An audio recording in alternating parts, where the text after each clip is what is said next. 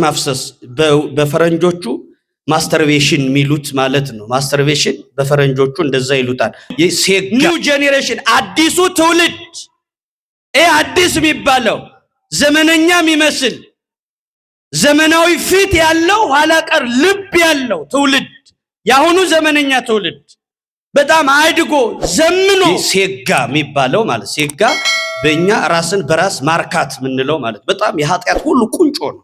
ቤተክርስቲያን ሰላም እንድትሆን ደማቸው ደርቆ አጥንታቸው ከስጋቸው ተጣብቆ ከቀለም ጋር ታግለው አትሮኑስ አስቷቸው የቤተክርስቲያን በር ገጭቷቸው ጨው በጥብጠው ጠጥተው ችን ቤተክርስቲያን እዚህ ያደረሱ ሊቃውንት ቤተክርስቲያን መልከኛ እንድትሆን ኑሐሚን ቤተክርስቲያን ናት። ቤተክርስቲያን ስለሆነች 10 መስፈሪያ 10 ቃላተ ኦሪት ግን እንደ ሩት ኢትዮጵያ ላይ የኖረ አለቃቀሙ እንዳይዛብ ሆኗል። አምላክሽ አምላኬ ህዝብሽ ህዝቤ ወገንሽ ወገኔ ሀገርሽ ሀገሬ መቃብርሽ መቃብሬ ነው። እናት ልጇን የበላችበት የርግብ ኩስ በ5 ብር የተሸጠበት የአህያ መንጋጋ በ50 ብር የተሸጠበት ያ የረሃብ ዘመን ይሄኛውን ኃጢአት እንደ ነውር አይቆጥርም። ይሄ ኃጢአት ገዳም ላይ ካሉት ትልልቅ ከሚባሉ ሰዎች ላይ ሊከሰት ይችላል።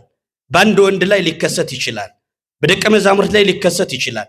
በገዳም ባሉት ላይ ሊከሰት ይችላል። በተማረ ባልተማረ በሴት በወንድ በታላቅ በታናሽ ሚታይ ይሄ በጣም ራስን በራስ ማርካት ዘርን ከተገቢው መንገድ ባለሆነ መንገድ ማፍሰስ በእንደዚህ መንገድ የተጠለፉ ሰዎች ሴት እያስጠላቸው ትዳር እያስጠላቸው ብቸኝነት እየፈለጉ የሚመጡበት ሙተው እንኳን 6 ዓመት ሞታቸው የተደበቀላቸው ምኒልክ ናቸው። ሲገባ አንድ ያብነት ተማሪ እኔ ዋጋቸውን ልንገራቸው በትክክል አቃለሁ አለ። በዚህ ጊዜ ንገረኝ ሲባል ይሄ ያብነት ተማሪ ግን ምን አለ?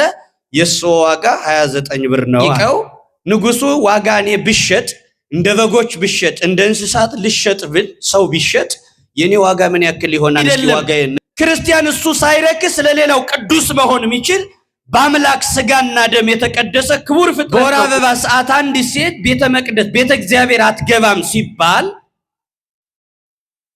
እቺ ሴት ቤተ ክርስቲያንን ስለምታረክስ አይደለም። ዘመነኛ ስም ፈለግን ብለው ራኬብ ይላሉ ልጃቸውን ተደምሮ ተቀንሶ ራኬብ ማለት ግን ለሁሉ የምትገኝ ማለት ነው። በዘማዊነት ጠባይ የነበረች ጸወን ሚዲያ አምባ መጠጊያ። በስመ አብ ወወልድ ወመንፈስ ቅዱስ አሐዱ አምላክ። ቸሩ አምላካችን ልዑል እግዚአብሔር ዓመታዊ ሕይወታችንን በቸርነት ጠብቆ ከዚህ ሰዓት ስላደረሰን ክብርና ምስጋና ይግባው። እናታችን እመቤታችን ቅድስት ድንግል ማርያምም ከሥላሴ ቀጥሎ ስሟ የተመሰገነ ይሁን።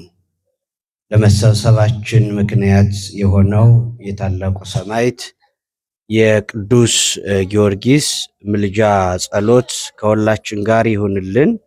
የተከበሩ አባታችን መላከ ገነት የኔታ ጥበቡ ሲራክ የገነተ ጽጌ የዚሁ ታላቅ ቤተ ክርስቲያን ዋና አስተዳዳሪ የመንጋው መንፈሳዊ መሪ የተከበሩ መምህራችን መምህር አእመረ የደብሩ የስብከተ ወንጌል መምሪያ ኃላፊ፣ የተከበራችሁ የቤተ መቅደሱ አገልጋዮች፣ አባቶች፣ ሊቃውንት፣ ካህናት፣ ዲያቆናት፣ የተከበራችሁ የእግዚአብሔር ቤተሰቦች፣ ምእመናን፣ በዚህ ሰዓት የዓለምን ቀጠሮ በእግዚአብሔር ቀጠሮ ሰርዛችሁ የቤተ ክርስቲያንን ጥሪ አክብራችሁ ቅድሚያ ሰጣችሁ በነፍስ በስጋ በረከት በመታገኙበት በእናታችሁ በቤተ ክርስቲያን ጥላ ስር የእግዚአብሔርን ቃል ደጅ የምትጸኑ በአገልግሎት ውላችሁ አሁንም በሰዓቱ ደግሞ ለአገልግሎት የተተካችሁ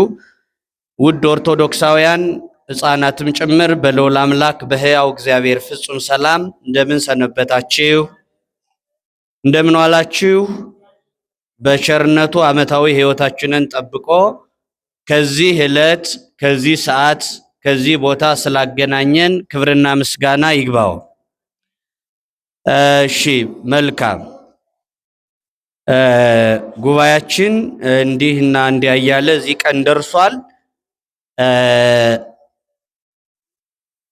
ከኔ ጋር የምንቆይበት የትምህርታችን ርዕስ የሚሆነው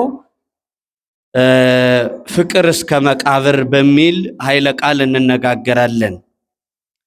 ፍቅር እስከ መቃብር እስኪ በሉ ሁላችሁም፣ እየተሰማችሁ ከሆነ በሉ እስኪ ሁላችሁም። አዎ፣ በዚህ ርዕስ ነው የምንነጋገረው። ምናልባትም ፍቅር እስከ መቃብር ሲባል እናንተ ፊልሙ ጋር መጽሐፉ ጋር ሄዶ አይምሯችሁ እንደሚያስብ ይገባኛል። እኔ ያንን አይደለም ታሳቢና ርዕስ ያደረኩት። ፍቅር እስከ መቃብርም ፊልሙንም መጽሐፉንም አይደለም። ፍቅር እስከ መቃብር ያልኩት አንድን የመጽሐፍ ቅዱስ ክፍል ነው። የመጽሐፍ ቅዱስ ክፍል ፍቅር እስከ መቃብር የሚያስብል አንድ የመጽሐፍ ቅዱስን ክፍል ነው በዚህ የሰየምኩትኝ። የተወደዳችሁ ውድ ኦርቶዶክሳውያን፣ በዚህ ቆይታ ከኔ ጋር በምናደርገው ቆይታ ርዕሳችን ፍቅር እስከ መቃብር ያየንበት የመጽሐፍ ቅዱስ ክፍል ነው የምንመለከተው።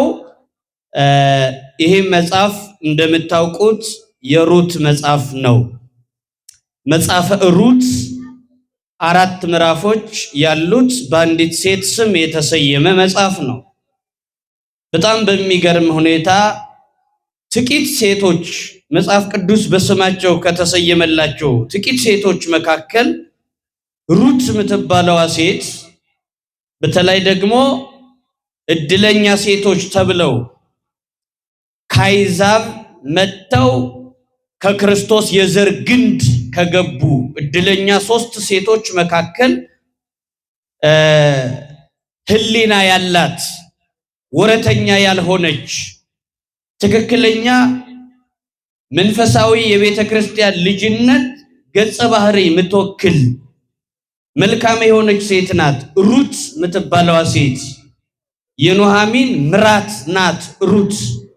ታሪኩን ታውቁታላችሁ። ነገር ግን ዛሬ ደግሞ ተረጋግታችሁ በእንደዚህ አይነት ለትምህርት ብቻ በተሰበሰበ ሕሊና ቀስ እያልን የመጽሐፈ ሩትን ታሪክ የለመድነውን ምናቀውን ታሪክ ወደ ህይወታችን የሚገባውን ነገር ቀስ እያደረግ እያዋሃድን እንመለከታለን።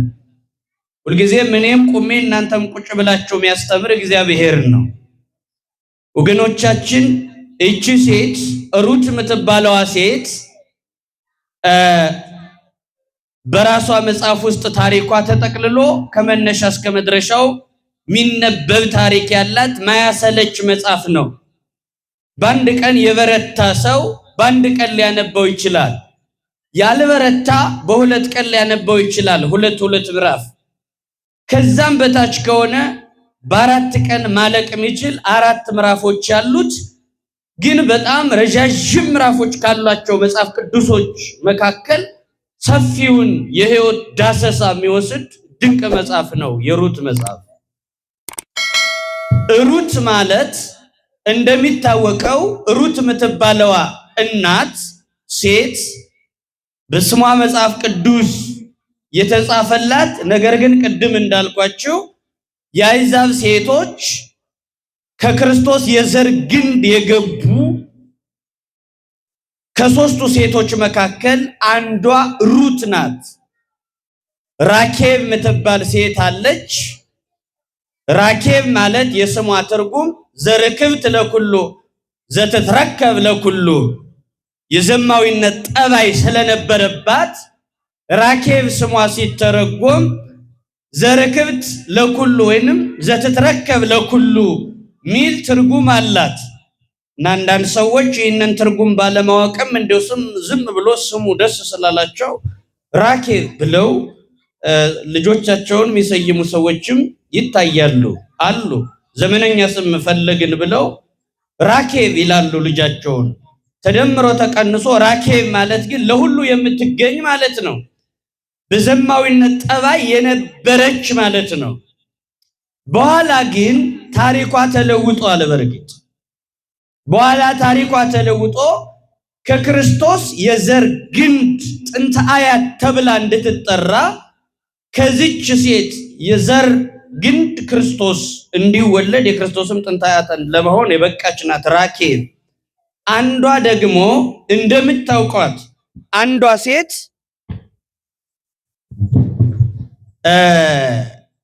ሌላኛዋ ትዕማር የምትባለዋ ሴት ናት። ትዕማርን እቺ ራኬብን በመጽሐፈ ኢያሱ እናገኛታለን። ትዕማር የምትባለዋን ሴት ግን የምናገኛት በኦሪት ዘፍጥረት ምዕራፍ 38 ላይ ነው። ኦሪት ዘፍጥረት ምዕራፍ 38 ቁጥር 1 ጀምራችሁ ስታነቡ የሚገርም ታሪክ ታገኛላችሁ። የይሁዳ ልጆች የያዕቆብ ልጅ የይሁዳ ልጆች ሶስት ልጆች ነበሩት። ሶስቱ የይሁዳ ልጆች የመጀመሪያው ኤር ይባላል። ኤር ማለት የስሙ ትርጉም ፀሐይ ብርሃን ማለት ነው። ኤር ማለት ፀሐይ ብርሃን ማለት ነው። ኤር ማለት እና ኤር የሚባለው እንግዲህ ስሙን እዩት፣ ፀሐይ ብርሃን የሚል ነው። ሁለተኛው ተከታዩ አምኖን ይቅርታ አውናን የሚባል ነው። አውናን ይባላል ሁለተኛው ተከታዩ። ሶስተኛው ሴሎም ይባላል። ሴሎም ሶስተኛው ሴሎም ነው የሚባለው። እነዚህ ሶስት ልጆች የይሁዳ ልጆች ናቸው። ታዲያ ለታላቁ ለበኩር ለሚባለው ኤር ብርሃን ፀሐይ ተብሎ ድንቅ ስም ድንቅ ትርጉም ስም ያለው ልጁን አጭቶ ሲያጋባው ትዕማር የምትባለዋን ሴት አጋባው። እስራኤላዊ ነው።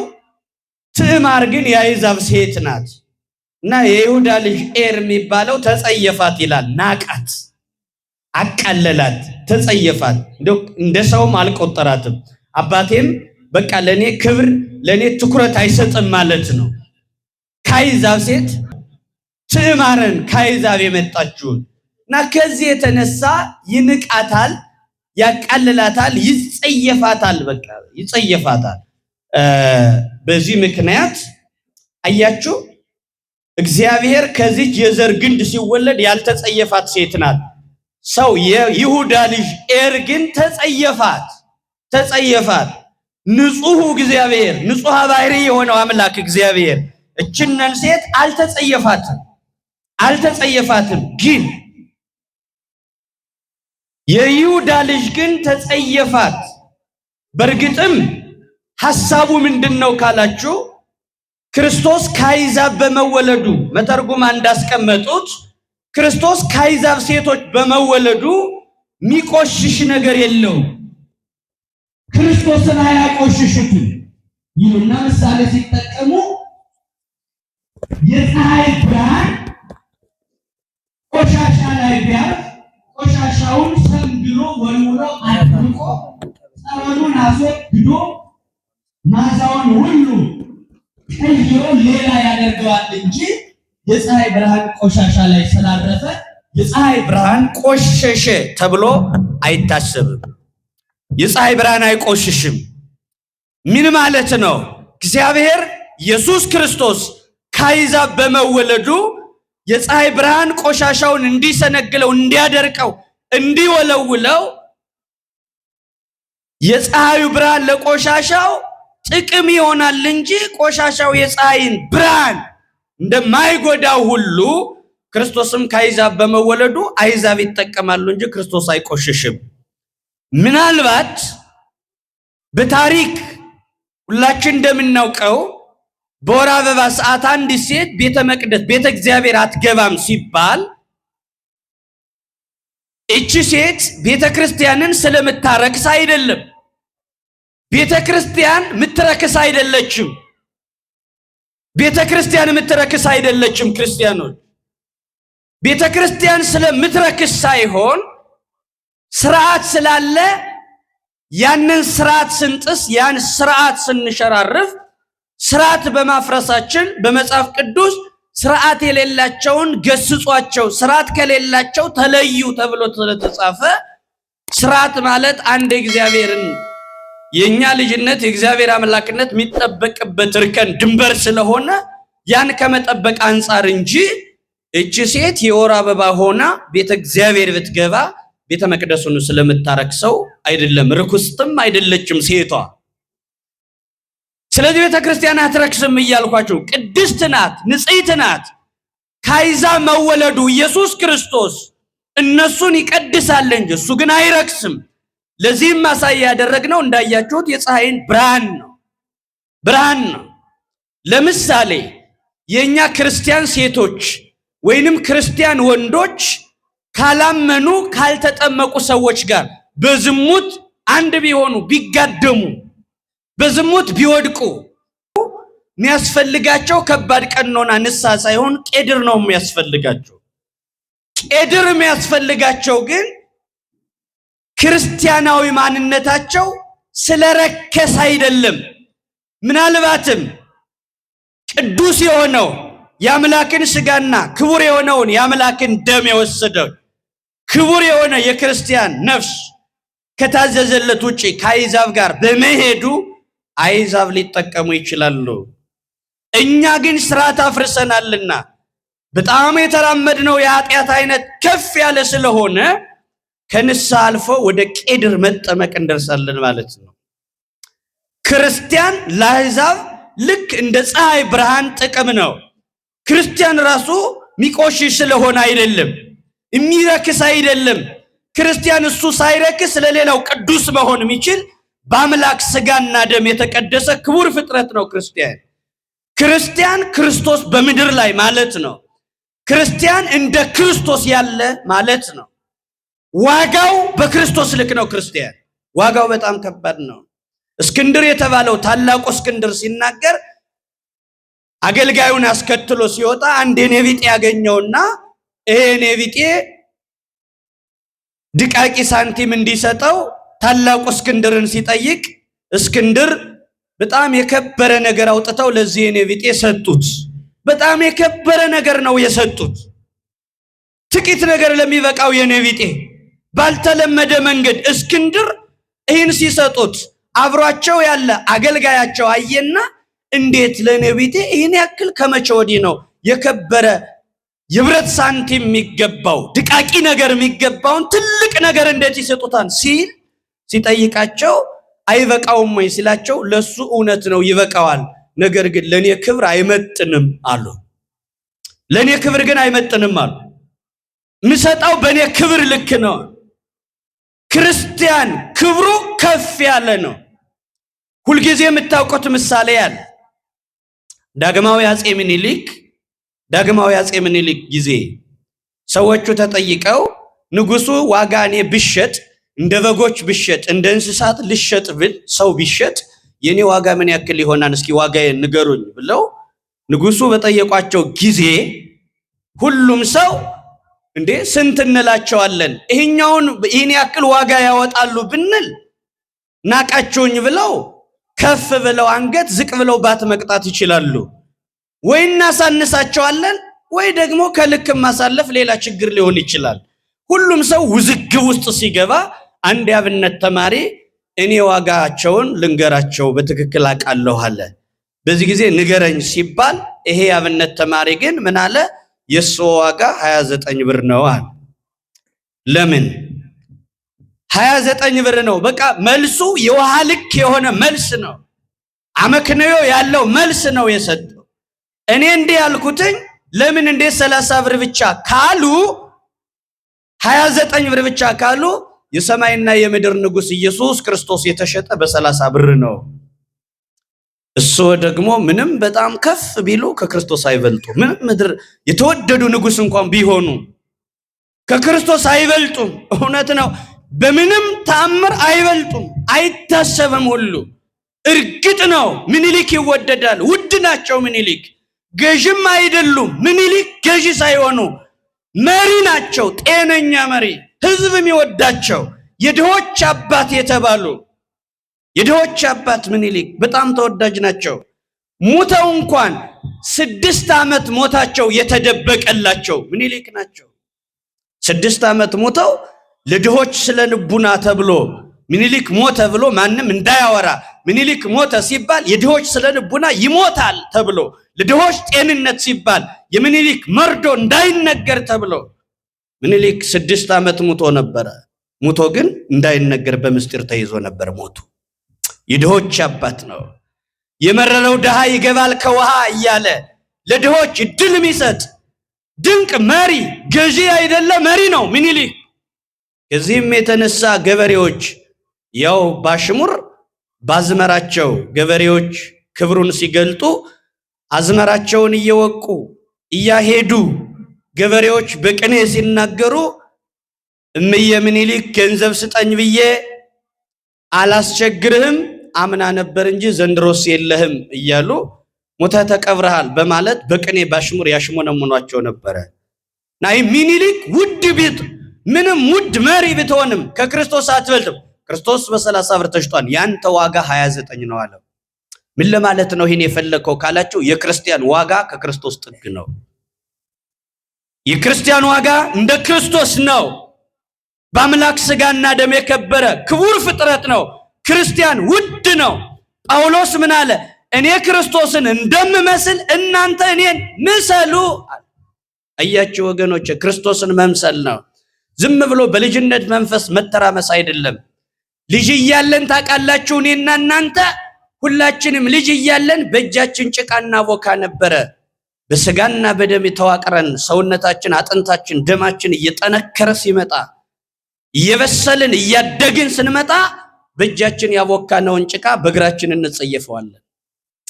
ሰው ክርስቲያናዊ መንፈሳዊ ቁመናው ሲያድግ ምድራዊውን ነገር እንደ ጭቃ እንዲሁ መጸየፍ መቻል ሚችል አስተዋይ ክርስቲያን እኔ ክርስቶስን በምድር ማሳይ ውድ ፍጥረት ነኝ፣ ዋጋዬ ክርስቶስን የሚያክል ውድ እንቁ የሆነ ፍጥረት ነኝ በሚል ስለ ክርስቶስ እንቁ የሆነው ፍጥረት ክርስቲያን ነው። ክብራችን አውቀን ከኃጢአት ርቀን እንድንኖር መድኃኔዓለም ይርዳን። ኧረ አሜን በሉ በማርያም። እግዚአብሔር ከሁላችን ጋር ይሁን። የሆነ ሆኖ ያ ሰው ትዕማርን ሲጸየፋት ተመለከተና እግዚአብሔር ትዕቢት ስለማይወድ ይሄን የይሁዳን የበኩር ልጅ ቀሰፈው። እግዚአብሔር በትዕቢት በኩል ከሚመጣው መቅሰፍት ሁላችንንም ይጠብቀን። ሰውን በመናቅ ያልተማሩትን በመናቅ ደምግባት የሌላቸውን በመናቅ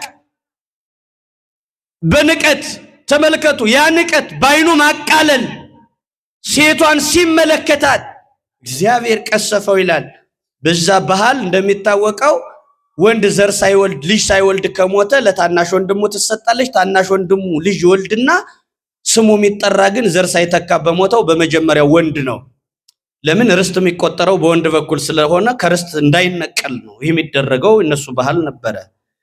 ስለዚህ አሁን ልብ በሉ፣ መጥቶ ነገሩ እየተስተካከለ ከመጣ በኋላ ተረጋጋና ታናሽ ወንድሙ አውናን ነው። አውናን ማለት ወይን ተክል ማለት ነው።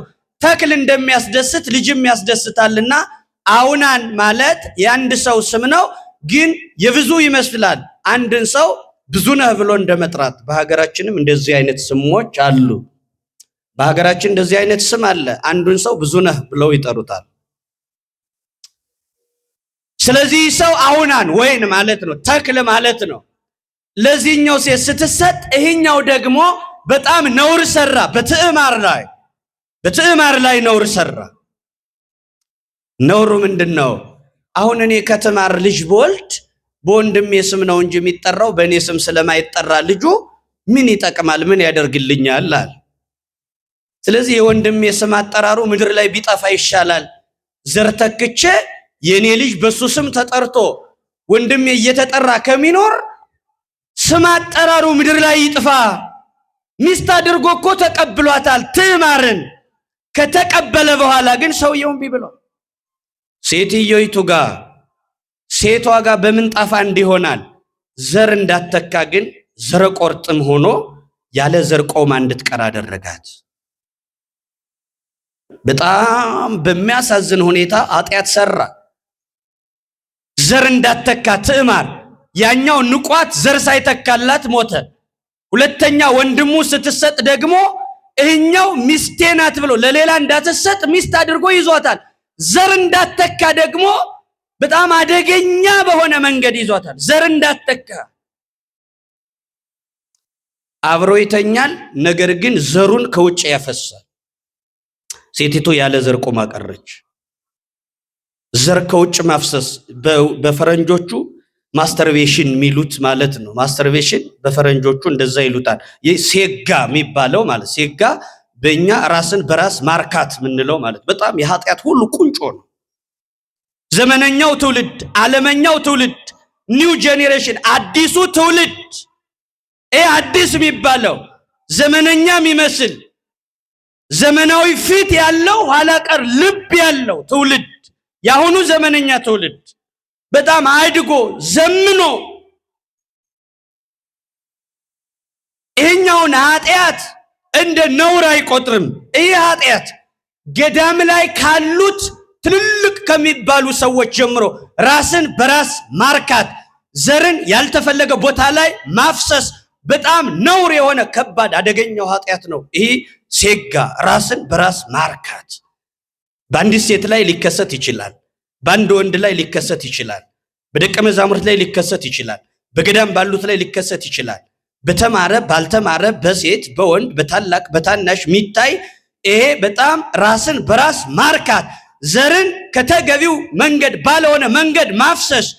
በእንደዚህ መንገድ የተጠለፉ ሰዎች ሴት እያስጠላቸው፣ ትዳር እያስጠላቸው፣ ብቸኝነት እየፈለጉ የሚመጡበት በጣም አደገኛ መስመር ግን ስልጣኔ የሚመስል ውስጡ ኃጢአት አይደለም ብለው የሚሞግቱ ዘመነኛ ትውልድ አለ።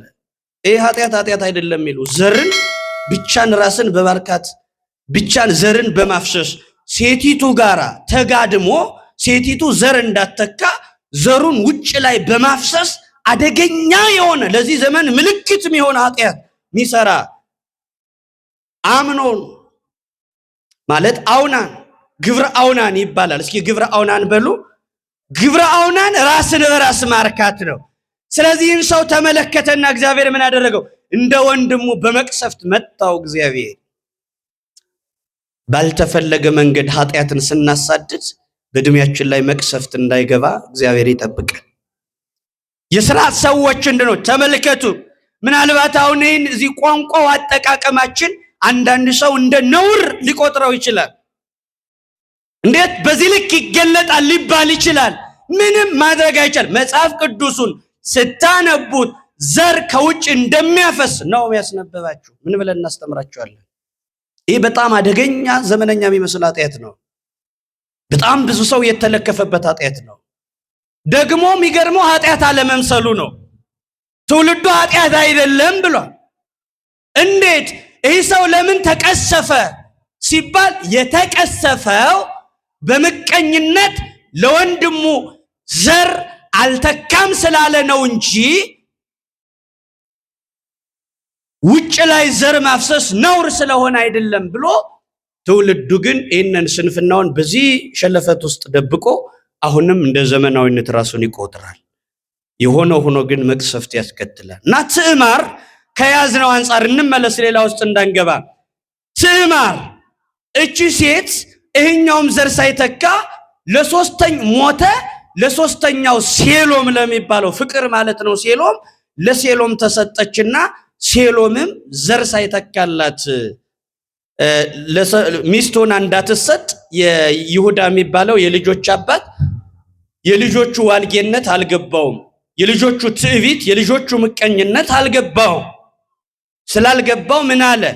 የለም እቺ ሴት በጭኗ የተጣበቀ አንድ ገዳይ መንፈስ አለ ማለት ነው አብሯት አለ። በጭኗ የተጣበቀ መንፈስ አለ።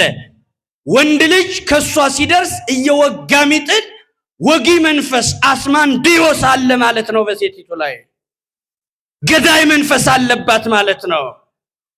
ግርግር የሚባለው ነገር አለ ማለት ነው። ያለ ልጅ አስቀረችኝ። የመናፍስት መደበቂያ ናት እቺ ሴት። ስለዚህ ሴሎምንም ብሰጣት የዓይን ማረፊያ ልጅ ሊያጣ ነው። ስለዚህ አድጎ ሳለ ምን አላት? ሸነገላት።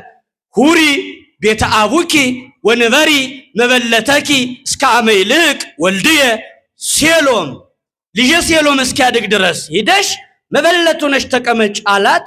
ተሰደደች። መጨረሻ ከይሁዳ ወልዳለች፣ መንታ ወልዳለች። ከይሁዳ መንታ ጸንሳ በመውለድ ከልጆቿ የከለከላትን የክርስቶስን ዘር ከልጆቿ ያጣችውን የክርስቶስን የዘር ግንድ ከራሱ ከከለከላት ከሸነገላት ከይሁዳ መንታ ልጆች በመጽነስ የክርስቶስ የዘር ሐረግ ውስጥ የዘር ግንድ ውስጥ የገባች ሴት ናት ትዕማር። ሶስተኛዋ ሩት ናት። ማናት? ሩት ሶስተኛዋ ሴት ናት። እችም ከክርስቶስ የዘር ሐረግ እንዴት ገባች ካላችሁ የዚችን ሴት ታሪክ የመጽሐፍ ቅዱሱን 4 ምዕራፎች አሉ። ተጨምቆ የሚወጣው ውጤቱ ምንድነው የሚለውን የመጽሐፍ ቅዱሱ ሐሳብ ተጨምቆ ሲጠቀለል የሚሰጠን ትርጉም ፍቅር እስከ መቃብር ድረስ ማለት የትዕማርና ያማቷ የኑሃሚን ፍቅር እስከ ሞት ድረስ እንደሆነ ራሷ በንግግሯ ገልጠዋለች። እንዲህ ይላል።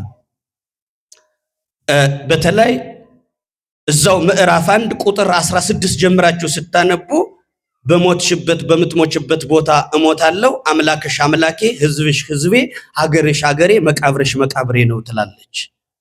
መቃብርሽ መቃብሬ ነው ማለት ካንቺ ካልሞት መቃብር ሳልገባ አልለይም ያለውን ነው ርዕስ አድርገን የወሰድነው። ታሪኩ እንዲህ ነው። ነገስታት በሚፈርዱበት ዘመን ረሃብ ሆነ ይላል። ረሃብ በጣም ከባድ ነው። እግዚአብሔር ከዚህ አይነት አደገኛ ህይወት እንደ ማህበረሰብም እንደ ግልም በቸርነቱ ይጠብቀን። አንዳንድ ጊዜ ጥቅል ማህበረሰብ አሮጌ ይሆናል። ማህበረሰቡ ራሱ ዝግመተ ለውጥ የሚባለው ይሄ የማህበረሰቡ የጦርነት የረሃብ የእያንዳንዱ በጣም ጠባሳ የሆነ የዘረኝነት ጎታች የሆነ ታሪክ እንደ ማህበረሰብ ዝግመተ ለውጥ ወዳልተፈለገ ነገር ማህበረሰቡን ጥቅል ይገጥመዋል። ጥቅልም ይገጥመዋል። ማህበረሰባዊ ችግር በጣም አደገኛ የሆነ እንደ ዝግመተ ለውጥ የሚመጣ ዘረኝነቱ ቀለል ብሎ ለዘብተኛ መስሎ ግን ቤተክርስቲያንንም እምነትንም ሚሸረሽር ዛሬ ዘመነኛው ትውልድ ምን አለ? ሃይማኖት አግላይ ነው፣ አስፈላጊ አይደለም። ሃይማኖት አግላይ ነው። ሃይማኖት ካለ ግን ሰዎች አድሎ ያደርጋሉ፣ ዘረኞች ይሆናሉ። ስለዚህ ሃይማኖት አስፈላጊ አይደለም፣ ሃይማኖት ድህነት ያመጣል ሚል አዲስ ሰነፍ ትውልድ ተፈጥሯል። እግዚአብሔር አምላክ ወደ ነበረው ማንነታችን በቸርነቱ ይመልሰን። ረሃብ ሆነ። መሳፍንት ረሃብ ከባድ ነው። የዚህን የመጽሐፍ ቅዱስ የረሃብ ክብደት ለመግለጥ በመጽሐፈ ነገሥት 2ኛ ነገሥት ምዕራፍ 6ን ስታነቡ በጣም አደገኛ የሆነ ረሃብ በሰማርያ ተከሰተ ይላል። ሰማርያ ከተማ ላይ አደገኛ ረሃብ ነበረ። በጣም የሚገርመው የአህያ መንጋጋ በ50 ብር ተሸጠ ይላል። እስኪ በሉ ሁላችሁም በደንብ በሉ፣ እስኪ ተናገሩ ሁላችሁም እንዳይደክማችሁ። የአህያ መንጋጋ በስንት ብር ተሸጠ? የአህያ መንጋጋ አንድ የአህያ መንጋጋ በ50 ብር ተሸጠ። በ50 ብር የሚሸጥ አህያው አይደለም መንጋጋው ነው የሚሸጠው። የአህያው መንጋጋ ነው የሚሸጠው።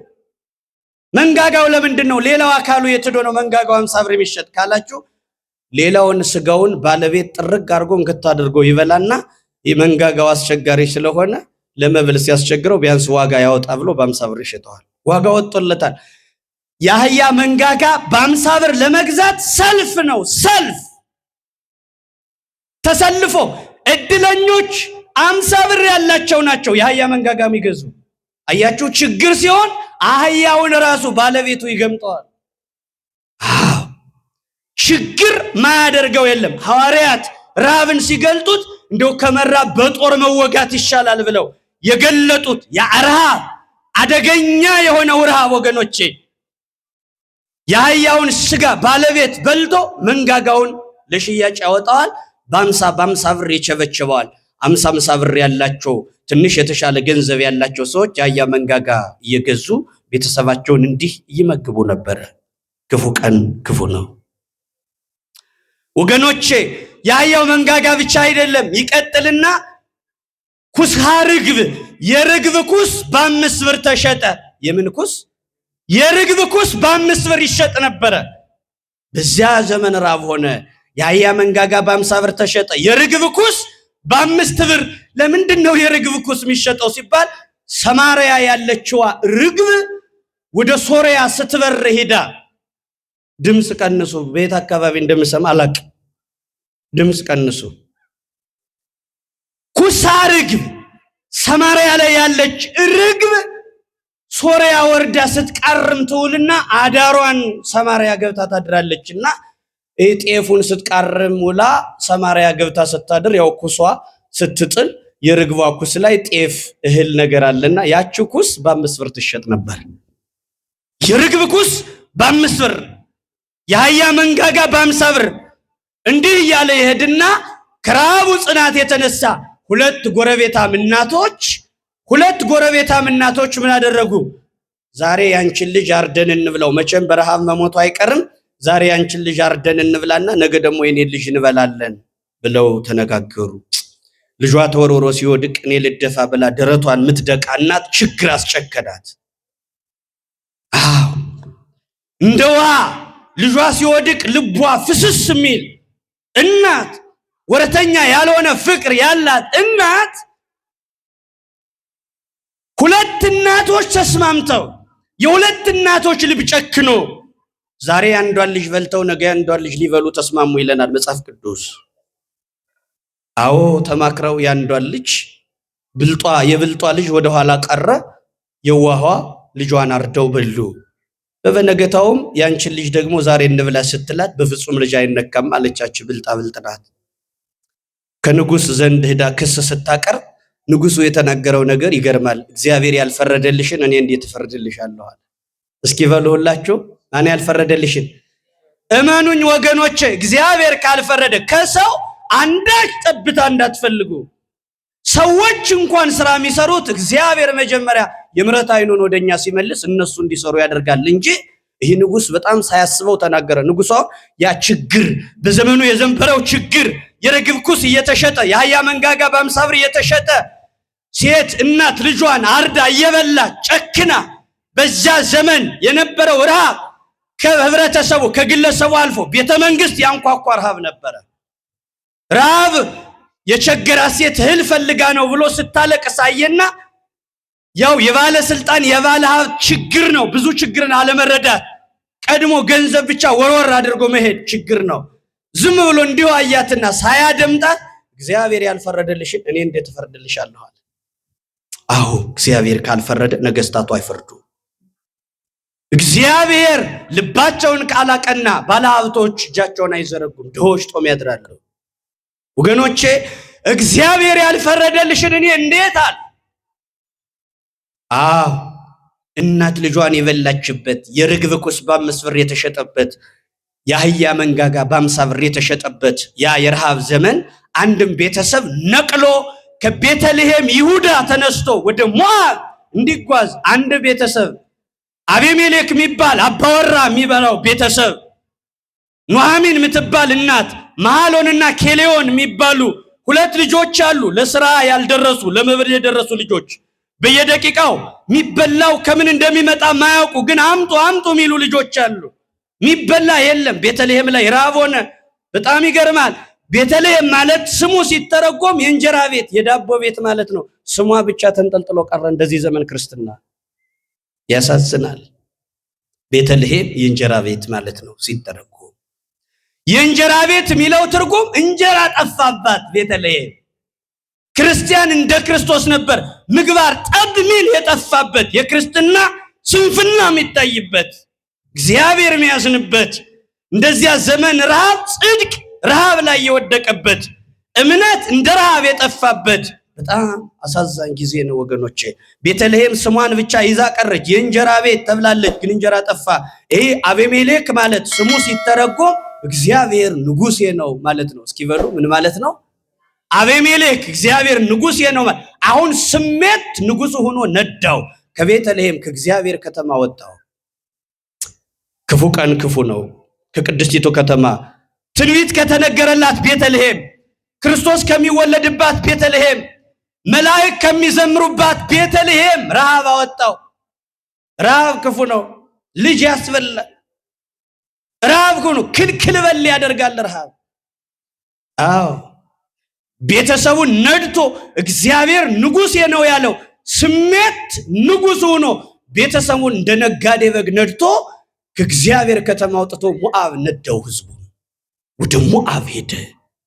ሞዓብ ጣዖት የሚመለክባት ከተማ፣ ጣዖቱ አምላክ ነው መጋቢ ነው ለማለት ለጣዖቱ ጡት እያወጡ ጣዖት የሚያመልኩ ሰዎች፣ እግዚአብሔር የለሽ ከተማ ሞዓብ ይዞት ወረደ ከቅድስቲቱ ከተማ። ያልተስተካከለ ጉዞ እንደዚህ ዘመን ከቅድስት ሀገር እንጀራ ፍለጋ እንደሚወጡት ወንድሞቻችን ከሄዱ በኋላ ሰማይ የሚታከክ ህንፃ ላይ እንደጫጩት እየተወረወሩ የሚፈጠፈጡ ክርስቲያኖች መመለሻው እንደጨራ ቀጥኖባቸው የፈላ ውሃ የሚደፋባቸው እንዳመት ባልደሮ ማተብ ያሰሩ ክርስቲያኖች ናቸው። እንጀራ ፍለጋ ሄደው በጣም ይገርማል። ቤተሰቡ ነድቶት ወጣ። አያችሁ፣ እንደ ሀገር የመጣ ችግር ነው። እንደ ሀገር ለመጣ ችግር እንደ ሀገር ነው መፍትሄ የሚፈለገው። ግን እንደ ሀገር ለመጣው ችግር ብቻችሁን መጨነቅ ከጀመራችሁ ታብዳላችሁ ወገኖቼ። ስራ መጥፋቱ፣ እርስ በርስ መባላቱ፣ ውሎ መግባት ቅንጦት መሆኑ፣ አንዱ አንዱን ሲያጠፋው ሙዝ እንደመላጥ ቀላል መሆኑ፣ ሰላም መጥፋቱ እንደ ሀገር የመጣ ሀገራዊ ማህበረሰባዊ ግብረ መልስ ጸሎት የሚፈልገውን ሰዎች ስራ ማጣት የኔ ብቻ ነው ብለው እብድ የሆኑ ያለ እድሜያቸው ያለ ቀናቸው ያበዱት ታዛቢ ቁጥራቸው። እንደ ሀገር የመጣ ችግር እንደ ሀገር ነው የሚመለሰው። ቤተልሔም የተከሰተው ችግር የኑኃሚንና የአቤሜሌክ ቤተሰብ ችግር ብቻ አይደለም፣ የከተማዋ የአንዲት ሀገር ችግር ነው። በሰልፍ ብሎ እንጀራ ፍለጋ ቅድስቲቱን ከተማ ትቷት ወጣ። ቆይቶ እግዚአብሔር ሊባርካት ሂዶ በጣም በታሪክ አጋጣሚ ታሪኩ ሲነግረን ያሳዝን ነው። ታሪኩ እንዲህ ይላል። ታሪኩ ምን ይላል መሰላችሁ? ሂደው ነግደው አተረፉ፣ ተለወጡ፣ ደስ አላቸው፣ በልተው ጠገቡ አይልም። ፊታቸው ቀላ፣ ደረታቸው ሞላ አይልም። እንደደረሱ አቤሜሌክ የቤተሰቡ ራስ አቤሜሌክ ሞተ ይላል። አቤሜሌክ በሞት ተወሰደ። ገና ህብረተሰቡን ሳትለምደው አካባቢው በዝምድና ሳትቀላቀል እንግዳ ሆነው በከተማው እያሉ የቤቱ መሪ አቤሜሌክ በሞት ተወሰደ። እዛሽ ከተማ እናርፋለን እንጠግባለን ብለው ሄደው ኑኃሚን ባለቤቷን ቀበረች። አገር ለመቃብርም እንኳን ያስፈልግ ነበር። ለኑሮ ባይመችም አገር ለመቃብር ይሆናል። አዎ እየየ ብሎ የሚያለቅስ ጥቁር ልብስ ለብሶ ድንኳን ላይ የሚቀመጥ ህዝብ የሌለበት የአሕዛብ ሰዎች በእምነትም አይመስሏቸው የይሁዳ ሰዎች የሰው ሀገር እንደሄዱ አገሩን አየሩን ሳይቀላቀሉት ገና አቤሜሌክ ሞተ ይላል። ጉዞ ያልተስተካከለ ሲሆን ከእግዚአብሔር ከተማ ስንወጣ ከመንፈሳዊ ህይወት ወደ ዓለም ስናድድ የሚገጥመን ሞት ነው ወገኖቼ፣ ሞት። አዎ እንጀራ ያለባት የምትመስለዋ ሞዓብ ህይወቱን ቀጠፈችው። ሀገር ላይ ሆኖ እየተጨማደዱ መኖር ይሻል ነበር። አዎ አቤሜሌክ ሞተ። ሆዷን ብራሽ ብራሽ አለው። ደነገጠች ኑኃሚን። ሸክሙ የቤተሰብ ሸክም ከባለቤት ወደ ኑኃሚን መጣ። ልጆች ለዚህ አልደረሱም። ልጆቿ ሲያድጉ ከአሕዛብ ጋር ዝምድና የፈጠሩ መስሏት እነኚህን ሁለት ልጆቿን ከማይመስሏቸው ሴቶች ጋር በትዳር አጣመደቻቸው። ኑኃሚንንና ማነው መሐሎንንና ኬሊዮን የሚባሉትን ልጆቿን ከአሕዛብ ሴቶች አጋባቻቸው። ለምን? ባለቤቷ ሞቷል። እንግዲህ ዘመድ ለመፍጠር መቼስ የጨነቀው ሰው የጨነቀው እርጉዝ ያገባል አሉ። የባሰበት ደግሞ መጫት ያገባል አሉ። አጋባች፣ አማራጭ አለች። ጊዜያዊ መፍትሄ የሰጠችው መፍትሄ በራሷ ልክ ያየችው የመፍትሄ አቅጣጫ ከአሕዛብ ጋር መዛመድና ዘመድ መፍጠር ነው። ልጆቿን አጋባቻቸው። ኡርፋና ሩት የሚባሉትን ሩት የሚባሉትን ሴቶች አጋባቻቸው። የአሕዛብ ሴቶች ናቸው። ልጆቿ ከአሕዛብ ጋር ተጋብተው ዘር እንዲተኩ እግዚአብሔር አልፈለገም። ከአሕዛብ ሴቶች ሁለቱም ልጆቿ ዘር ሳይተኩ ሞቱ ይላል። ያሳዝን ታሪክ ነው። ለልጆቿ ብላ ሀገር የለቀቀች ኑኃሚን ልጆቿንም ባለቤቷንም አጣች። ደስ ሳይላት አንድ ቀን እየየ ብላ የባሏን ሐዘን ስትረሳ ሁለት ልጆቿን አጣች። ዘር ሳይተኩ ሞቱ። ከዛስ አንድ ነጋዴ ድንገት ከቤተልሔም እነ ኑኃሚን ከነበሩበት ሀገር ድንገት ለድንግድ እዛ አካባቢ ያገኘችውና ስለ ሀገሩ ጠየቀችው። እንዴት ናት ቤተልሔም ሀገራችን? እንደ ድሮው ናት ስትለው፣ አይ ዛሬማ እግዚአብሔር ጎብኝቷት ቤተልሔምን የስንዴው ዛላ ፍኝ መላ፣ የወይኑ ዛላ ጋኒ መላ፣ እግዚአብሔር ዮምሰተ ሰሃላ እግዚአብሔር ለሀገሪትነ ዛሬ እግዚአብሔር ቤተልሔምን ጎብኝቷታል። አይ ቤተልሔም መጎብኘቷ ላይቀር ለጊዜው ስደተኞች ያደረገቻቸው። አዎ ችኩል ይከስራል። አትቸኩሉ። አዎ በዚህ ምክንያት አገሬን እግዚአብሔር ከጎበኛት የመጣው እንጀራ ፍለጋ ነው። ቤተልሔም እንደ ስሟ እንጀራዋ ከተመለሰ ቢያንስ እንኳን እንደ ልጆቼ እንደ ባለቤቴ ከሞዓብ ምድር አጥንቴ ከሚቀር ወደ ሀገር ተመልሶ መቀበር መልካም ነው። ቢያንስ አጥንቴ የኔ አጥንት እንኳን ቤተልሔም ይቀበራለች። እዚህ በኋላ ስደት ይብቃኝ። ድሮም የተሰደዱ ለልጆቼ ነው፣ ልጆቼ ከሞቱ ምን አለኝ ብላ ኑኃሚን ወደ ቤተልሔም ለመመለስ ወሰነች። አው በዚህ ጊዜ ልጆቹ እነዚህ ሁለት ምራቶቿ ልጆቿ ትተዋቸው የሞቱትን ምራቶቿን ጠራችና ወደ ሀገሬ ሊሄድ ነው ልጆቼ፣ በአባታችሁ ቤት ረፍት ይስጣችሁ፣ ተመለሱ፣ ያክብራችሁ ባላችሁበት፣ እኔ ወደ ሀገሬ እመለሳለሁ ስትል ኡርፋ የምትባለዋ ሴት ቀረባለችና እንሄዳለን አብረን ሲሏት፣ አይ ልጆቼ ከዚህ በኋላ እኔ ባላግብቼ ልጅ ወልጄ ባላግብቼ እንኳን ልጅ ወልዳለሁ ብል ለእናንተ የሚሆን ልጅ አላደርስም። ከኔ ጋር ምን ተስፋላችሁ? ከኔ ጋር ለምን ትሄዳላችሁ? ስለዚህ ተመለሱ። እዚህ በኋላ ባላግብቼ ወልጄ ልጅ ደርሶ ለእናንተ ባል መሆን ስለማይችል ተስፋ የሌለኝ ዘመን የከፋባት ሴት ነኝ። ተመለሱ፣ ብቻዬን ልሂድ አለች። አዎ በሐዘን የተጎሰሙ ሰዎች ሽሽግ ማለት ይፈልጋሉ። ብቻቸውን ጭምቅ አድርገው ማልቀስ ይፈልጋሉ።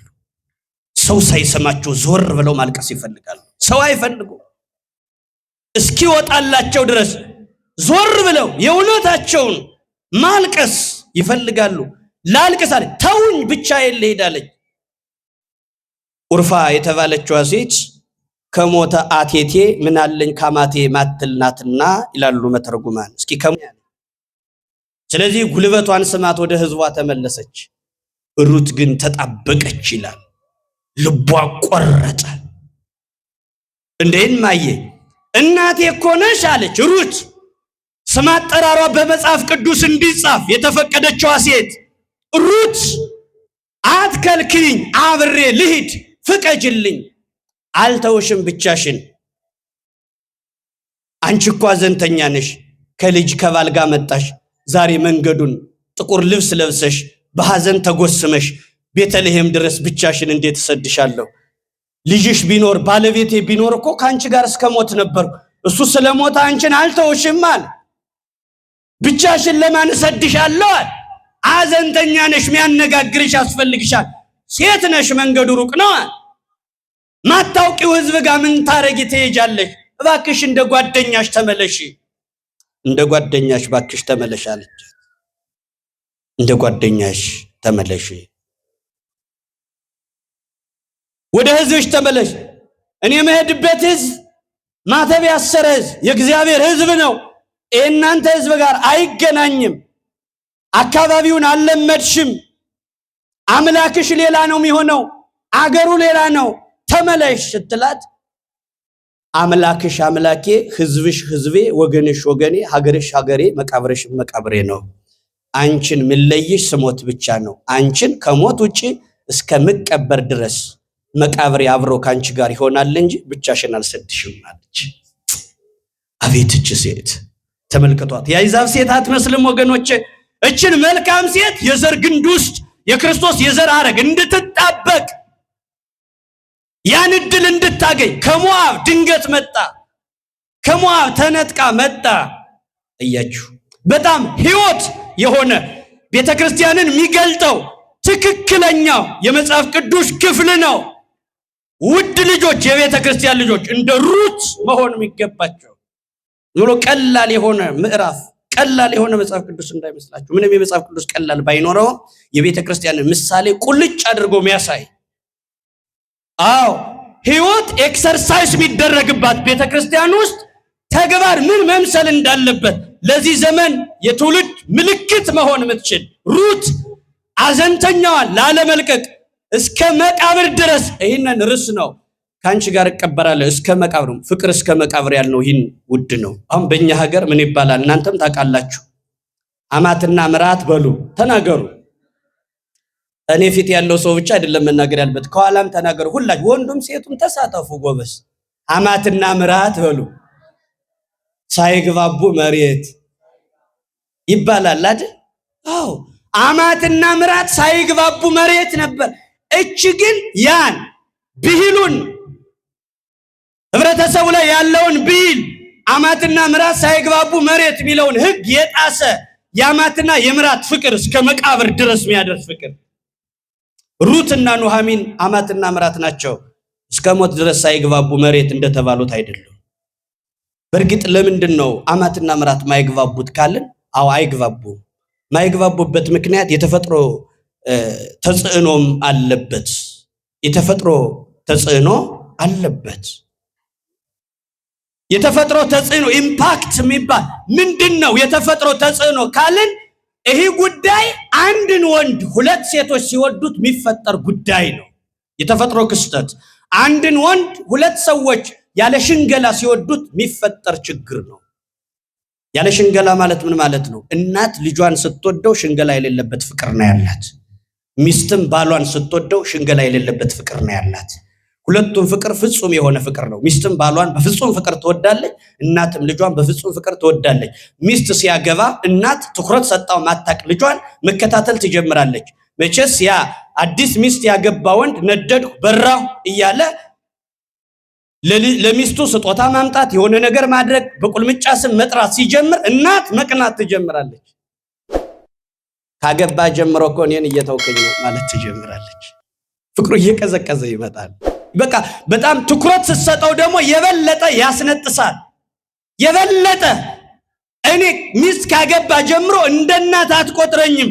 ለሚስት በየቀኑ ስጦታ ታሽጎደጉዳለህ። ለኔ አንዳች ነገር ምን አመጣ? እንደ ሚስት ስጦታ እየተቋጠረ እንዲሄድላት ትፈልጋለች። በርግጥም ያስፈልጋታል እናት። ሁለት ሴቶች ይወዱታል። ሚስትስ ደግሞ ምን ትላለች? ይሄንን ሰምቶ ወደ እናት ዘንበል ካለ አንተ እኮ ምስጢር የምታወራ ከእናት ጋር ነው እንጂ እኔን ጉዳይ አትለኝም ትላለች ሚስት ደግሞ። ሰውየው አጣብቂኝ። አያችሁ፣ ጥላቻ ብቻ አይደለም ፍቅርም አንዳንድ ጊዜ አጣብቂኝ ነው ወገኖቼ። ፍቅርም አጣብቂኝ ይሆናል። በዚህ ጊዜ ሰውየው ሚዛን መሆን ካልቻለ ነገር ይበላሻል። ሚዛን እንዴት ነው ካላችሁ፣ ሚዛን ማለት የሚንቀጠቀጥ ነው። ሚዛንነቱን ለመጠበቅ ይንቀጠቀጣል። አው እየተንቀጠቀጠም ግን ሚዛን ነው። ሁለት ነገሮች ስጋቱ ሲከቱን እንደ ሚዛን እየተንቀጠቀጥን ቢሆን የተፈጥሮንም የቤተክርስቲያንም ትእዛዝ ሳንለቅ ሚዛን ሆነን ማስቀጠል ካልቻለን አማትና ምራት አውሬ ይሆናሉ፣ አይጥና ድመት ይሆናሉ። አንድን ወንድ ሁለት ሴቶች በፍጹም ፍቅር ሲወዱት ፍቅርም አጣብቂኝ ነው። ፍቅርም አንዳንድ ጊዜ አጣብቂኝ ነው። ትዕማር ማለት ሩት አብራ እስከ ሀገሯ ተከትላት መጣች። አብራት መጣች ተከትላት። መቃብርሽ መቃብሬ፣ አምላክሽም አምላኬ፣ አገርሽም አገሬ፣ ወገንሽም ወገኔ፣ ህዝብሽ ህዝቤ ይሆናል አለች። አንቺን ምን ለይሽ ስሞት ብቻ ነው። ልጅ ቀብረሽ ባል ቀብረሽ ብቻሽን ስትሄጂ በጫካው አልተውሽም አለ። ህሊና ማለት ይህ ነው። ማተብ ባያስሩ ስብዕና። እቺ ሴት አብራት መጣችና ካላወቀችው ሀገር ስትገባ ኑሃሚን መልካም ሴት ነበረች። የቤተልሔም ሰዎች ኑሃሚን መጣች እያሉ ልል እያሉ ሲቀበሏት ስሜን ለውጡ ኑሃሚን አትበሉኝ አለች። ኑሃሚን እንዳትሉኝ ማራ በሉኝ። ኑሃሚን ማለት የስሟ ትርጉም ሶስት አይነት ትርጉም የብሉይ ኪዳኑ ሊቃውን ሰጠውታል። ሶስት አይነት ትርጉም። ኑሃሚን ማለት ሲተረጎም ጣፋጭ ማለት ነው። ጥምት ማለት ነው አንዱ። እስኪ በሉ ምን ማለት ነው? ጥምት ማለት ነው። ኑሃሚን ሲተረጎም አንዱ ትርጉም ጥምት ጣፋጭ ማለት ነው። አሁን ግን ህይወት የሚጣፍጥ አይደለም ማለት ለውጡት ስሜን አለች። ልጅ ቀብሬ ባል ቀብሬ ብቻዬን መጥቼ ጥቁር ልብስ ለብሼ ጣፋጭ የሚባል ህይወት የለም። ስሜን ቀይሩ፣ ሌላ ስም አድርጉት፣ መራራ በሉኝ አለች። አዎ ስሟ የመረረው ከእግዚአብሔር ከተማ ወጣ ነው ወገኖች። ከእግዚአብሔር ቤት በራቅን ቁጥር ነገሩ ሁሉ መራራ ይሆናል ወገኖች። ነገሮች ሁሉ ይበላሻሉ። ሰይጣን ጥሩ አስመስሎ ያሳያል። ያልፍልሃል፣ ያምርብሃል ይላል። ከወጣን በኋላ ነገሩን ሁሉ ጠባብ ያደርገዋል። ወገኖቼ ስሟ ይለወጥ ያለች መራራ ህይወት ያገኛል። ቤተልሔምን የእግዚአብሔርን ከተማ ለቃ ነው የእግዚአብሔር ርቃ ሞዓብ ወርዳ መራራ። አው ብዙ ሰዎች በቅድስና ህይወት የነበሩ ከቤተ ክርስቲያን ርቀው ወደ ጭፈራ ተቀላቅለው ቅድስናቸውን ድንግልናቸውን አጥተው ያስማቸው ተለውጦ ዛሬ በስማቸው እንዳይጠሩ መራራ መንፈሳዊ ህይወት ያላቸው ሰዎች ጥንት ማለት ነው። ጣፋጭ አትበሉኝ አለች። ሁለተኛው ፍስሕት ማለት ነው። ፍስሕት ማለት ደስተኛ ማለት። አሁን ደስተኛ አይደለችም፣ ሐዘንተኛ ናት። ስለዚህ ለውጡት፣ መራራ በሉኝ አለች። አንደኛው ጥንት፣ ሁለተኛው ፍስሕት ደስተኛ አይደለሁም። ሶስተኛው ምልዕት ማለት ነው። ምልዕት ማለት የመላች ማለት ነው። ዛሬ ግን ጎደሎ ነኝ አለች። እውነት ነው። መጀመሪያ ኑኃሚን መባል ይገባኛል። ልጄን ይዤ ባለቤቴን ይዤ ምልዕት ከልጅ ከባል ምልዕት ሆኜ ወጣሁኝ። ምልዕትየ ወጻእኩ ወዕራቅየ ገባይኩ። ምልዕት ሆኜ ወጣሁ፣ ራቁቴን ተመለሱ። ስለዚህ ጎደሎ በሉኝ፣ መራራ በሉኝ፣ ኑኃሚን እንዳትሉኝ አለች። የሰፈሩ ሰው ደነገጠ። አካባቢው ደነገጠ። መልኳ ተለውጧል። ጥቁር ልብስ አልፎባታል። ሐዘን አቁስሏታል። ነገሯ ሁሉ በምረት የተሞላ ነው ወገኖች። ንግግሯ በጣም ከባድ ቃል ይወጣዋል። የተጎዳ ሰው ከውስጡ ሰው የሚያስገሳው የበላውን ነው። አረቄ የጠጣ ሰው፣ አልኮል የጠጣ ሰው አልኮል ያስገሳል። ወተት የጠጣም ሰው ወተት ያስገሳል። ጥላቻ ያላቸው ሰዎች በልባቸው አንደበታቸው መርዝ ይተፋሉ። በየመንገዱ ይላከፋሉ እንጂ ጥሩ ነገር ከአንደበታቸው አይፈስም። ሰው ሁሉ የበላውን ያስገሳል። ሐዘን የመታት ኑኃሚን ንግግሯ መራራ ነው። ምን ትላለች? የእስራኤል አምላክ እግዚአብሔር እጁን ከእኔ አንስቷን ትላለች። እኔ አጥፍቻለሁ አትልም፣ ማራ በሉኝ ትላለች። በእግዚአብሔርን በኩል ቁጣ አለባት። ትዝብት ውስጥ የገባችም ትመስላለች። እግዚአብሔርን ሁሉ የምትሞግት ትመስላለች። ጣፋጭ ደስተኛ የመላች ምልዕት የነበረውን ስሜን ለውጧል። ማራ በሉኝ። እግዚአብሔር ከመራራ ህይወት ይጠብቀን። ከዚህ በኋላ ቤቷ ገባች። ጠርገው አስገባት። ከገባች በኋላ ቤቷ ሆነ አዘኖን ልጆቿን ሰው ሀገር ከስራ የመጣችውን ነገር እያሰበች ስትኖር ያቺ ከሞዓብ ተከተላት የመጣ ባልም ልጅም ሆና ማገልገል ጀመረች። አገሩን አልለመደችውም፣ ግን ቃርሚያ ለመቃረም ወጣች። ሸንፈጥ አድርጋ ወገቧን አስራ ፀሐይ የደበደባት ባልለመደችው አገር አሸዋ በሚቆላ በረሃ በሕዝቡ መካከል በማታውቀው ሕዝብ መካከል አንገቷን ደፍታ ትቃርማለች። ስትቃርም ውላ ማታ ወስዳ ያን ትሰጣታለች። ኑኃሚን ያን እየተመገበች አቤት እግዚአብሔር ሳይደግስ አይጣላም። ልጆቿን ወስዶ ያልወለደችዋን ግን ያልወለደቻትን ልጅ አድርጎ ቆመላት። እግዚአብሔር ሳይደግስ አይጣላም። መድኃኔዓለም ላያሳምር አያበላሽም። እሱ ያውቅበታል። አዎ የወለደቻቸው ልጆቿ ሳይጠቅሟት ሲቀሩ የሞዓብን ሴት አምጥቶ እየቃረመች እንደ ባልና እንደ ልጅ ሆና እንድታገለግላት አደረገ እግዚአብሔር። አዎ ሰው ይፈጥራል እግዚአብሔር። በእግዚአብሔር ተስፋ አይቆረጥም። የእስራኤል አምላክ እጄን ከኔ አንስቷል ትላለች፣ ታመራለች። ግን እግዚአብሔር አልተዋትም። ማስተዋል ጎሏታል። በሐዘን ውስጥ ያሉ ሰዎች ሁልጊዜም አያስተውሉም። ንግግራቸው ሻካራ ይሆናል። ኑኃሚን ቤቷ ታዝናለች። ያችኛዋ እየቃረመች ታመጣለች። አንድ ቀን ከቡኤዝ እርሻ ሄደች። የቡኤዝ እርሻ ላይ ቡኤዝ አያት። እቺ የማን ቆንጆ ናት አለ። አዎ ቆንጆ ናት፣ የአሕዛብ ስለሆነች። በውበት አሕዛብ እጅግ የተለዩ ናቸው፣ ቆነጃጅት። 24,000 የእስራኤል ወንዶች እንደ ቆሎ እንዲረግፉ ያደረገ የአሕዛብ የሴቶች ውበት ነው። ሰሎሞን 2 ዓመት ጣዖት በጀርባው አዝሎ ጣዖት እንዲያጥን ቤተ መቅደስ የሰራውን ሰሎሞን ልቡን የለወጡት የአሕዛብ ሴቶች ቆነጃጅት ናቸው። ደም ግባታቸው እጅግ በጣም ይሰርቃል። ቡኤዝ አያት። እቺ የማን ሴት ናት? ከየት የመጣች ናት አለ። በምን አውቆ? አንድ በደም ግባቷ፣ ሁለተኛ ባለቃቀሟ ተመለከታት። ስትለቅም እንዳይዛብ ትለቅማለች። ያለችው እስራኤል ሀገር ላይ ነው። ምትለቅም ግን እንዳይዛብ ነው። እሷ ስደተኛ እዛ ሞዓብ ምድር መጣ። በእስራኤል ቀረሚያ መካከል እየቀረመች የእስራኤል የመቃረም ባህላቸው ምንድነው? አራሪ ለማራሪ ማራሪ ለአይዋፍ ያተርፋል። ገበሬው ባላዝመራው ሲያጭድ ለኔቢጤዎች እያለ ቀርሚያ እያየው እያለፈ ይሄዳል። ለኔቢጤው እያተረፈ ያልፋል። የኔቢጤው ደግሞ ቀርሚያ ሲቃርም ለወፎች ስማን አላቸው እያለ ለወፍ እያተረፈ ያልፋል። ይህ እስራኤል ባህል ነው። የአይዛብ ሴቶች ይሄን አያውቁም። በአይዛብ የሌለ የእስራኤል ባህል ነው። ከእስራኤል ምድር ላይ ለቃ አይዛብ ሲለቅሙ ጥርት አድርገው ነቅለው አያተርፉም። የአይዛብ አለቃቀም ማያተርፍ ነው። በዚህ ዘመን ስልጣን ሲያገኙ ሀብት ሲያገኙ ምን ሲያገኙ ጋጥ አድርገው ነቅለው በልተው እንደሚሄዱ ባለስልጣን ነቅለው ሁሉን ነገር ለትውልድ የሚያተርፍ የለም። ነቅለው በልተው መሄድ። እኔ ከሞት ሰርዶ ያውቃል እስኪ በሉ።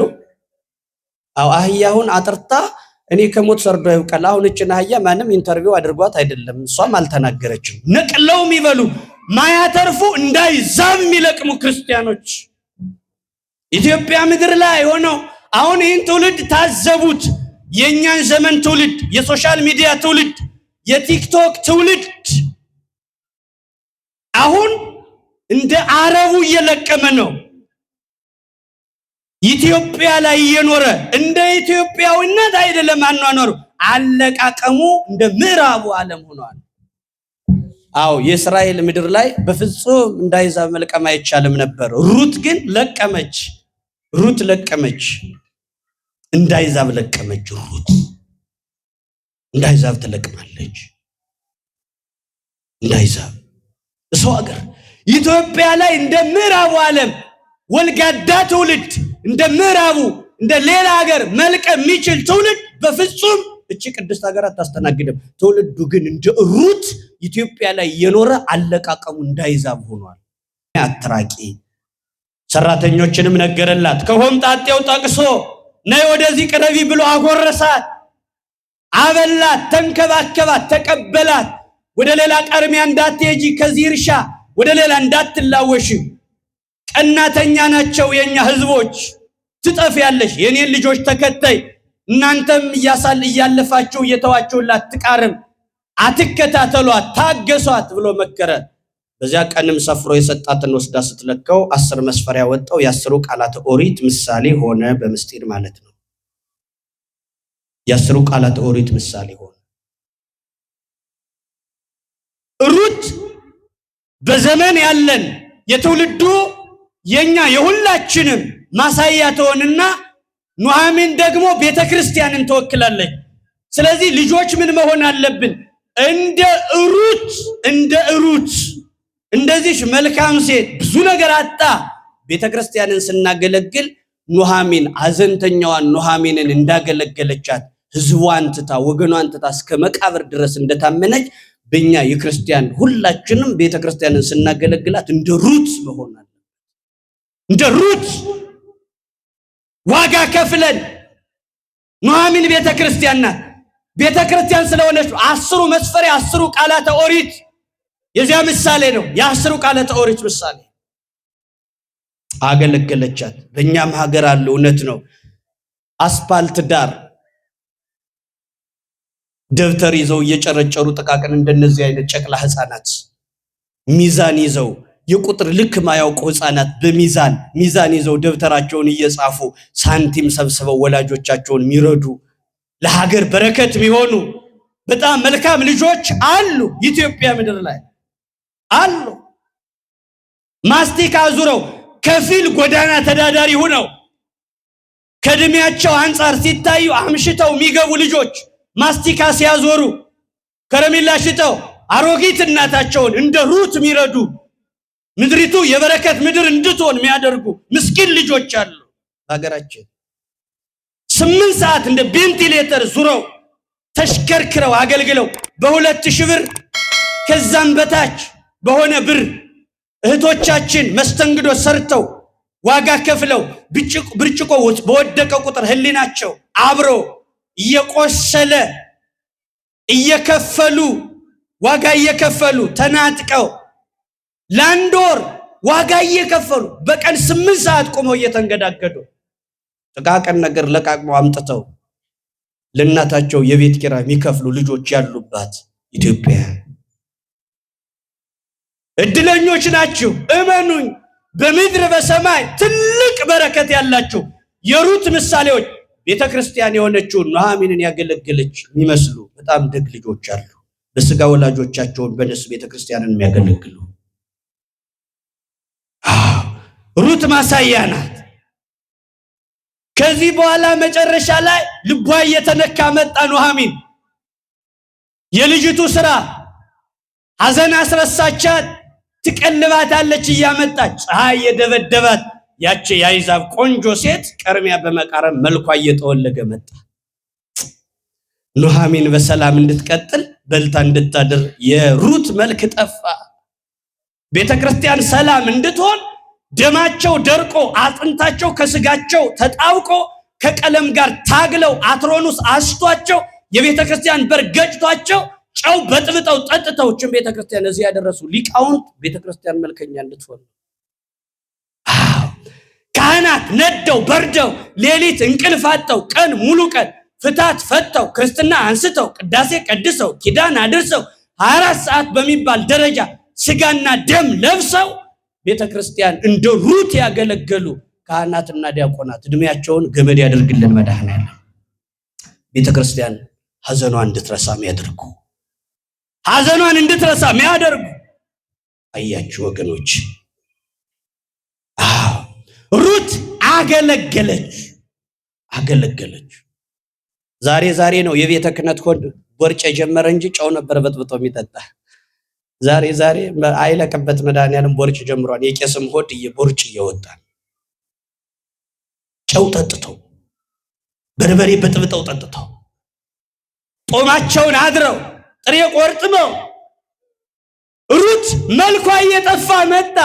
ያቺ የአይዛብ ሴት ከእስራኤል ሴቶች በታች ሆነች። መልኳ ባልተወለደችበት በእስራኤል ሰማይ ስር ፀሐዩ የለበለባት መልኳ እየተወለገ ሲመጣ በልጆቿ ሐዘን የተጎሰመችዋ ኑኃሚን አሁን ግን ለሩት ማዘን ጀመረች። የእናት ልብ እየራራ መጣ።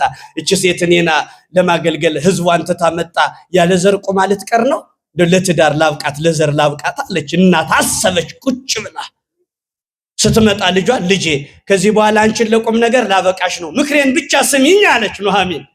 ሩት ከእግሯ ስር ወድቃ እሺ አለቻት። እኔ ምልሽን ብቻ ይህ ቡዔዝ ያልሽው ያጎረሰሽ የተቀበለሽ ሰው ወደ ሌላ እርሻ እንዳትሄጂ ያለሽ ቡዔዝ ምሳሌነቱ የመድኃኔዓለም ምሳሌ ነው። ቡዔዝ የመድኃኔዓለም ምሳሌ ነው።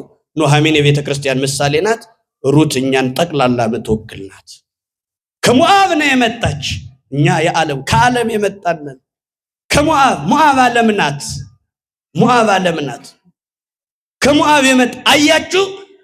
ሩትን ከማትረፍ አንጻር ቤተክርስቲያን ተልኮ እስከ ሞዓብ መጓዝ አለባት። ቤተክርስቲያን እስከ ጭፈራ ቤት ድረስ የወደቁ ልጆቿን በደባል ሱስ የተያዙ ልጆቿን ጎትቶ የማምጣት ግዴታ አለባት።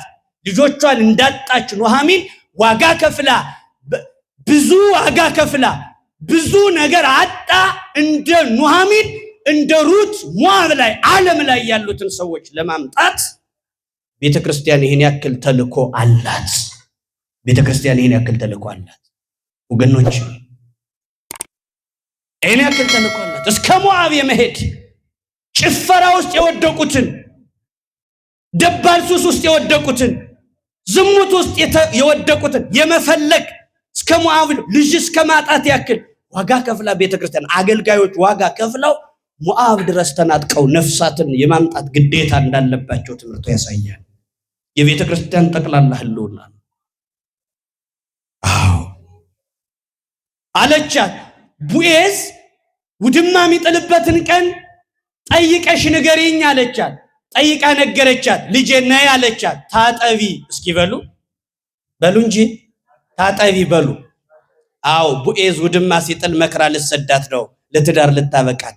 አሁን እንግዲህ ጠቁረሻል፣ እኔን በማገልገል መልክሽ ጠውልጓል። ስለዚህ ታጠቢ እስኪ በሉ መልካም እዛ ተቀቢ በሉ እስኪ አው ታጠቢ ያለቻት ቀጠለችና ተቀቢ ፊትሽን ተቀቢ አለች ታጠቢ ተቀቢ ልብስሽን ልበሺ በሉ ሶስተኛ መጀመሪያ ታጠቢ በሉ ከዛ ተቀቢ ልብስሽንም ልበሽ የሙሽራ ልብስ ልበሽ አለቻት የክብር ልብስ ልበሽ ታጠበች ተቀባች የሙሽራ ልብስ ለበሰች ያቺ ቃርሚያ በመጋረግ የጠወለገች ስደተኛ ሩት አሁን በእናቷ ምክር እየለመለመ መጣ ፊቷ ታጠበች ተቀባች ልብስ ለበሰች እዚህ በኋላ ሂደሽ ውድማ ጥሏን ውድማው ላይ በጎን የእስራኤል ወንዶች ሴቶች ሳይዋቸው ያፍራሉና ራት በልተው እስኪጨርሱ ድረስ እንዳይ ራት እየበሉ አፊታቸው ሄደሽ ድርስ እንዳትይ ለምን የእስራኤል ወንዶች ሲበሉ ሲያዩዋቸው ያፍራሉ የእስራኤል ወንዶች ምን ይላሉ አው ያፍራሉ ምናለ የዚህን ከተማ ሴት ባሳፈረው ሲበላ አገር ምድር ጃምቦ ሲገለብጥ የሚያመሽ ሴት አለ ራቁቱ እናንተ ምስኪኖችን አይደለም በእውነት እናንተ ጠበል ነው የምትጠጡት ነው ካለ በቢራ የሚጠመቁ ብቻቸውን ነውር የሚባል ሀፊረ ገጽ የሚባል የሌላቸው ርቃናቸውን ወንዶች ማይጠጡትን መጠጥ ጠርሙስ ረግጠው የሚጠጡ ግን ኢትዮጵያዊነት ያላቸው የሚመጻደቁ እጃቸውን ተነቅሰው የሆነ ነገር ብለው የሚመጻደቁ በጣም አሉ የእስራኤል ወንዶች ያፍራሉ ሲበሉ እንዳታያቸው እጃቸው ላይ ያለው ፍርስ ፍርስ ይላል በልቶ ጨርሶ ሄዶ ሲተኛ ልብሱን ገልጠሽ አብረሽተኛ አለቻት በጣም የሚገርም ራፍ እኮ ነው ኑሐሚን መከረችን ሂደሽ ራት በልተው ውድማው ሲመሽ ሲተኛ መንፈቀ ሌሊት ሲሆን አለች አክምሩ ተደብቀሽ ቆይተሽ መንፈቀ ሌሊት ሲሆን ሲተኛ ልብሱን ገልጠሽ እግሩታሽ ተኚ ሲነቃ ያገኝሻል ምራትህ ነኝ ሚስት መሆን ይገባኛል በይው አለቻት ሄዳ በእግሩ ስር እታች መንፈቀ ሌሊት ሲሆን ግልጥ አድርጋ እግሩን ተኛች ሲሰራ የዋለ ቡኤዝ ደክሞት ዙሃ ብሎ ተኝቶ መንፈቀ ሌሊት ላይ ሲነቃ እግሩን ሲነካው በርግጎ ተነሳ አውሬ ይሆናል ብሎ ሲነሳ ወርቅ የሆነች የአይዛብ ሴት ከእግሩ በታች ለፈለፈ እንደጠበልተኛ አንቺ ሴት ማን ነሽ ሲላት ሩት ምራተ ሩት ነኝ ሚስት መሆን ይገባኛል ስትለው ሩት እንደሆነች ስትነግረው አንቺ ሴት ከመጀመሪያው መልካምነትሽ ያሁኑ ደግነትሽ ይበልጣል የመጀመሪያ መልካምነትሽ ያሁኑ መልካምነት ከመጀመሪያው መልካምነቷ ምንድነው ካለ አገሯን ህዝቧን ወገኗን ትታ ኑሐሚንን ተከትላ መጣ ማገልገሏ ነው ያሁኑ ይበልጣል አለ ወጣት ሽማግሌ ነው ብለሽ ወጣት ፍለጋ ባለመሄድሽ ያሁኑ መልካምነትሽ ይበልጣል አለ ሲያያት መልከጥፉ ነው ብለሽ ወደ መልካም አለመሄድሽ መልካምነትሽን ያሳያል ያሁኑ መልካምነትሽ ይበልጣል ወጣት ፍለጋ ሳትሄጂ ሽማግሌ ነው ብለሽ ሳትንቂኛል ሀብታም ፈልገሽ ድሃ ብለሽ ሳትንቂኝ ሀብታም ፍለጋ ሳትሄጂ መምጣትሽ ከመጀመሪያው ደግነትሽ ያሁኑ ደግነትሽ ይበልጣል ያሁኑ ደግነትሽ ይበልጣል ሀብታም ፍለጋ ለመሄድሽ አዎ ሴቱ ይታማል ሀብታም ወንድ ይፈልጋል ይባላል አሁንም ብዙ ሴቱ አያገባም ወንዱም አያገባም ወንዱም ሀብታም ሴት ነው የሚፈልግ ሴቱም ሀብታም ወንድ ይፈልጋል ጥንቅቅ ያለ ቤት ሰርቶ የጨረሰ መኪና ያለው ምናምን ያለው ያለ እድሜው 40 ዓመት 50 ዓመት ጎስሞት ምን ነው የሚንቀዋለን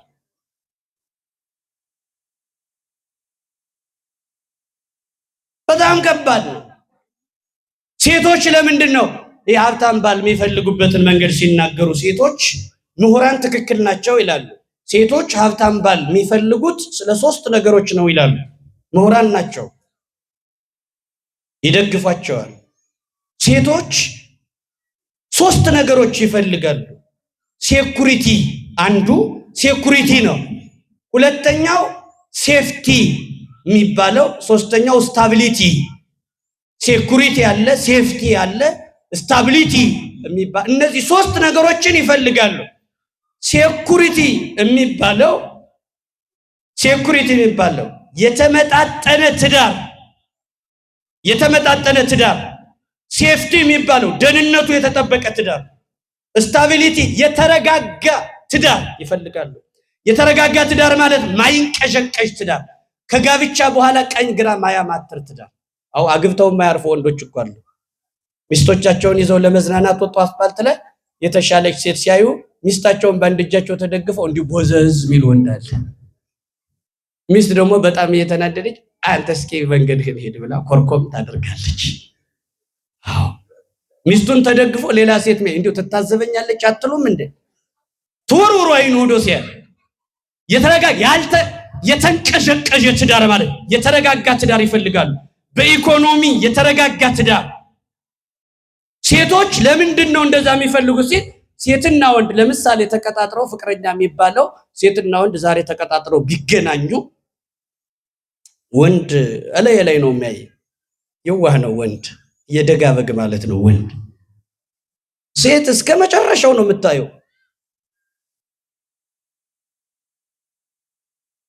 ቦዲ ላንጉጅ የሚባላል። እንዲህ እየተነቀነቀች አውቃ እንዲህ እያለች ትመዘግበዋለች። እሱ በቃ ወሽክቶ ያለውንም የሌለውንም ምናምኑንም ባጃጁንም መኪናውንም ምናምን የጎረቤቱንም ያጎቱንም ተናግሮ ወሽክቶ በአንድ ቀን እንደ ጠበልተኛ ለፍልፎ ይሄዳል። እሷ ትመዘግባለች ዝም ብላ። ሴት የምታስብ እስከ መቼ ነው? እስከ ውልደት።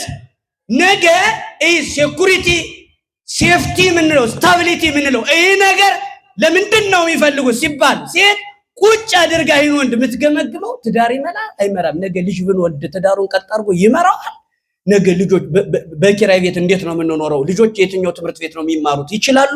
ሴት የምታስበው የቤት ኪራዩ ተከፍሎ ልጆች የሚማሩበት ተከፍሎ እስከ መጨረሻው የመጀመሪያው ቀን ሴት የምታስበው ትዳሩን ሞልጫ እስከ መጨረሻው ነው። ወንድስ እንደው እዛች ሴት ጋር አንድ ቤት ብቻ እንዲዘጋ ነው እንጂ መጨረሻው ምንም ሽማግሌ ብለሽ ድሃ ብለሽ ወጣት ብለሽ ሳትለውኝ ያሁኑ ደግነትሽ ይበልጣል። ታገባኛለህን ስትለው ከኔ የሚቀርብ ዘመድ አለ፣ እሱ ካገባሽ ያገባሻል፣ እሱ ካላገባሽ ግን የእስራኤል አምላክ ያውቃል አገባሻለሁ ቃል እገባለሁ። በዝምድና ከኔ የሚቀርብ አለ አንድ ሰው አለ፣ እሱም ጠይቄ ካገባሽ ያገባሻል፣ ካላገባሽ እኔ ያገባሻለሁ፣ የባለቤትሽ ዘመድ ነኝ አለ። ከዚህ በኋላ